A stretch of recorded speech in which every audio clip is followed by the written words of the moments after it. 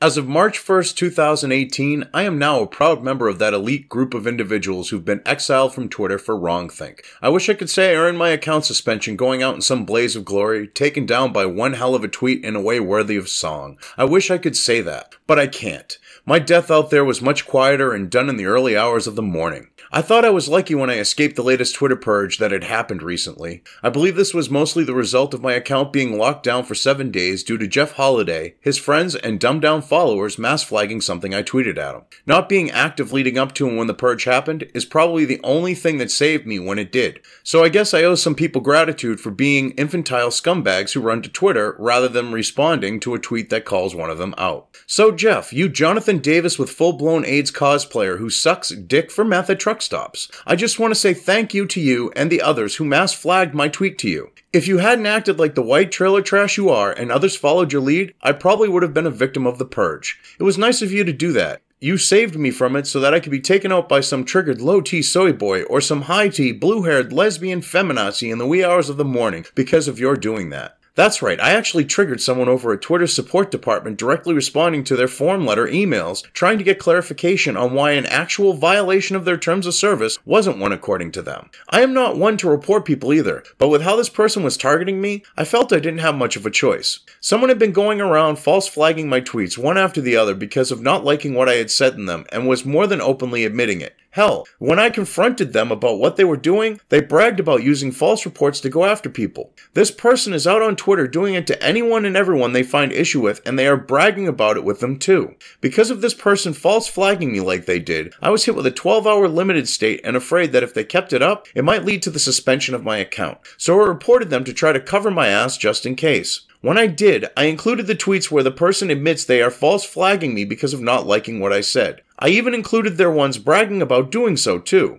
In response, I received a form email stating that what the person had done was not a violation of Twitter's terms of service. I wasn't shocked this happened. With the person doing it being leftist and Twitter's employees being nearly all leftists, I expected it. Now, if they had enforced the terms of service, I'd have actually been shocked, where they are not known for doing it in this type of situation with the perpetrator ideologically on the left. Trying to use Twitter's reporting system by falsely mass flagging tweets to deplatform someone is clearly abuse. It is not only the abuse of the individual who is targeted, it is also the abuse of Twitter itself, that requires the company to have human intervention go through reported tweets, and that costs them money. One would think that someone abusing their reporting system would be a person Twitter wants to try to stop from doing it. At least common sense would dictate that, one would think. With receiving the form email claiming there was no abuse, I decided I would email back to it and ask Twitter support for clarification on how what this person was doing wasn't a violation of their terms of service for shits and giggles. In my reply to their form email, here's what I said. So wait, in the tweets I sent, the person is openly bragging about false flagging people's tweets all because they disagree with them, and you're trying to tell me abuse of your reporting system is not a violation of your TOS? Seriously?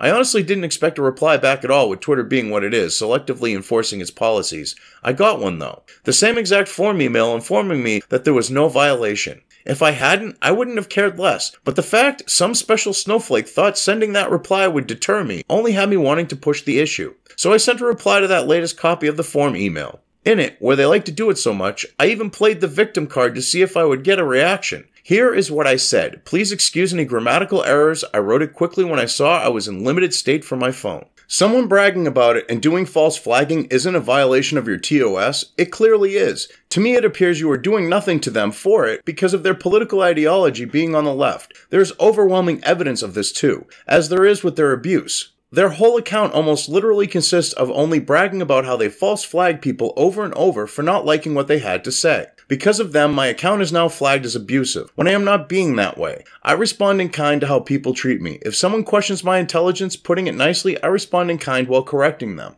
I just got a 24-hour limited stay for calling someone an idiot after they called me a dumb loon because of this false flagging that person did to me yesterday. If I violated the TOS for doing that, the person who called me a dumb loon surely violated it as well. Yet they didn't get one. Could it be that they too are on the left? I would say yes with how your company seems to operate. Because of that false flagging sleazebag from yesterday that you are protecting from equal application of your TOS, pardon how I put this, I cannot fart without getting a limited state right now. That result was brought about by a clear abuse of your reporting system, which is a TOS violation, meaning I am a victim, not the perpetrator. Is this how you treat victims of abuse? So I'm guessing from the way you are treating me, through implication, you are expecting me to just be a good boy and let them make me their victim, slander me, claim I don't know something, and just take it. Why? Because their beliefs cannot be questioned being on the left like they are, and I am someone whose beliefs are right of Karl Marx? I mean, with the response I have gotten from your company, this is what you are saying. This double standard and unequal application of your TOS will be the downfall of your company. It could be why it has seen negative growth as of late. After I sent this email, I wasn't on Twitter for the rest of the day, having a 24-hour timeout needing to get a script I had been trying to get done.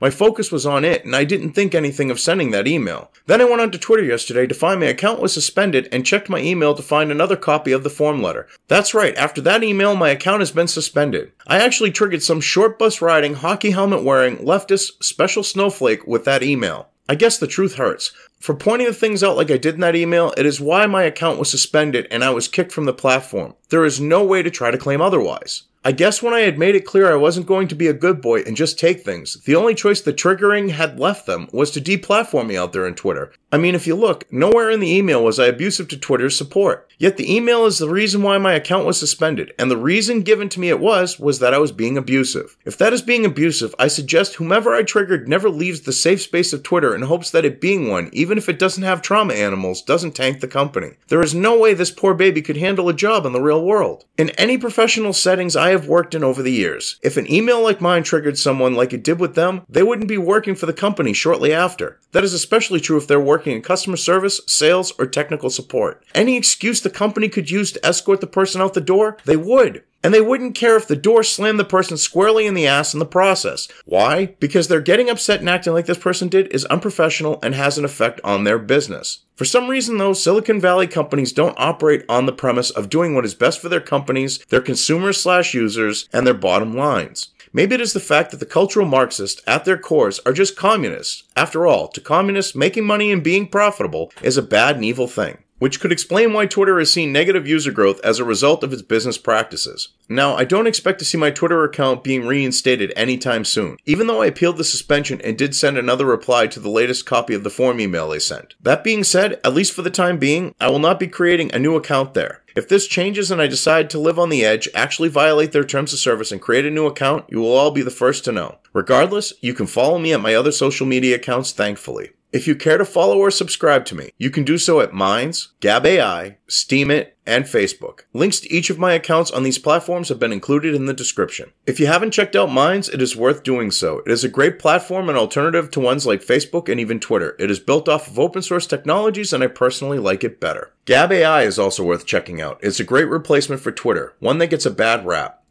Now I know Gab has been labeled as the alt-right or Nazi Twitter, but that couldn't be further from the truth. They are labels that the left like to push with the site because it isn't a platform controlled by Silicon Valley leftists and actually values free speech. The fact that it does is rare for a tech company these days. Both of them are going to be the primary places where you can find me beyond just posting that I've published new video content and an occasional post here and there. If you want to interact with me beyond that, have access to all my posts. Both Minds and Gab will be where you can do so. In closing, I want to apologize to my followers out on Twitter for any inconvenience my account being suspended may cause you in keeping up to date with my content. Even though it was out of my control, I do still feel bad about it and hope that you choose to follow me at one of my other social media presences.